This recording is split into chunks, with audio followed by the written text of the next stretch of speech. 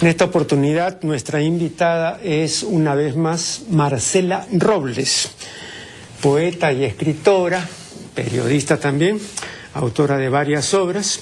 Pero en esta ocasión no vamos a ocuparnos de ninguno de los libros de Marcela, sino más bien va a ser una conversación de carácter misceláneo.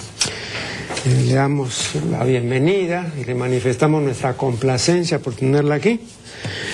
Y quiero conversar con ella de un tema que yo en otras oportunidades, lo recordarán ustedes, he desarrollado a solas, que es el tema de la máscara en relación con la personalidad, ¿no? En latín, máscara se dice persona, y nuestro término persona se tomó tal cual directamente del latín. Luego, el adjetivo correspondiente personal, ¿no?, sirvió para derivar el nombre abstracto personalidad, que es el conjunto de características, cualidades, ¿no?, distintivas del sujeto inteligente, supuestamente inteligente, llamado persona, ¿no? Es lo que nos distingue de los demás, esa es nuestra personalidad. Pero según esta derivación etimológica, nuestra personalidad sería un enmascaramiento. Este punto, que me parece capital, ¿no?, quiero conversarlo con Marcela. ¿Cuáles son tus consideraciones iniciales, Marcela, acerca de este asunto? Bueno, cuando me comunicaste más o menos de qué tipo de temas íbamos a conversar, mencionaste esto de la máscara y me pareció un tema sumamente complejo, interesante y misterioso, ¿no? Y creo que tú mismo habías mencionado una frase en algún momento de John Stuart Mill, ¿no? Uh-huh. Y me pareció bacán que lo mencionaras porque, si no me equivoco, estamos hablando del siglo XVIII, pues, ¿no? Del siglo XIX.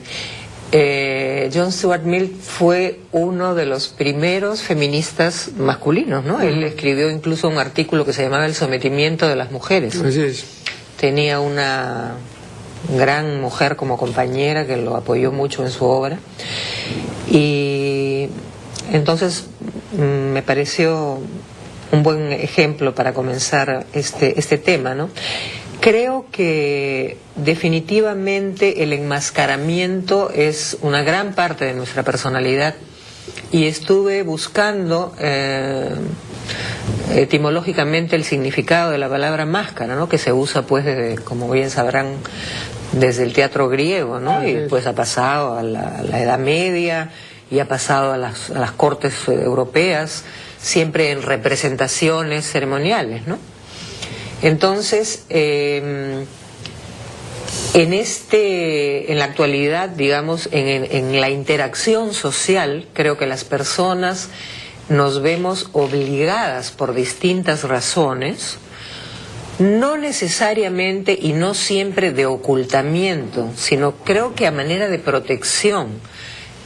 Nos vemos obligados a enmascarar ciertas partes de nuestro ser. Bueno, entonces, perdón, si fuera así, estaríamos haciendo lo mismo que se hacía en el teatro clásico.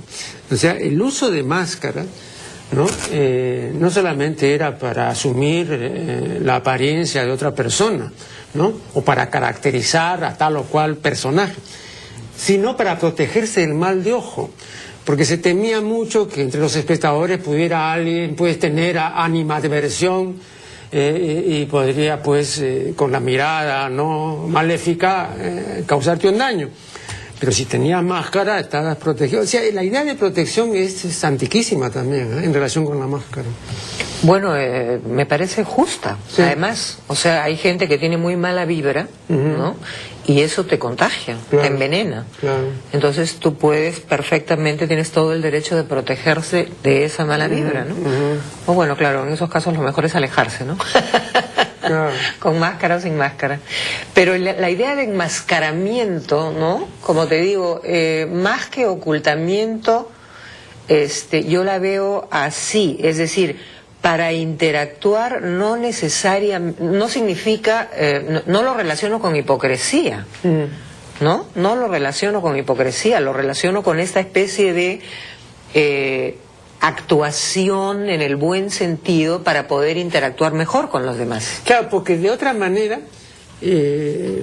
nos ocurriría lo que le solía ocurrir al gran novelista Émile Zola, ¿no? Y él mismo lo ha referido, ¿no?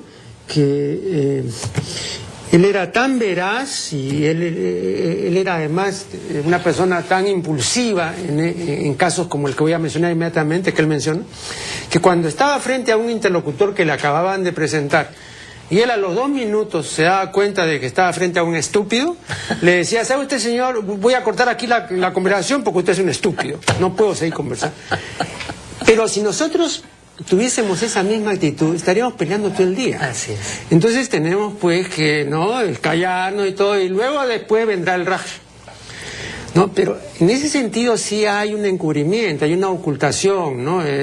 Puede ser por las formas, pero de todas maneras no hacemos lo que quisiéramos hacer porque el costo es muy elevado. El costo es muy elevado y claro, a mí particularmente no me interesa decirle a nadie tú eres un estúpido, ¿no? Pero sí me interesa, digamos, relacionarme y cada vez ser más selectiva con las personas con las que me relaciono.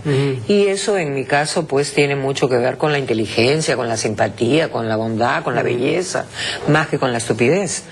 Entonces, sí pues, esta especie de enmascaramiento nos protege y además pero eso nos lleva a una conclusión inmediata, que sería que todas las ideas relacionadas con la idea de máscara, como son el disfraz, embozo, tapujo, ocultación, encubrimiento, simulación, forman no parte de una vida normal, social.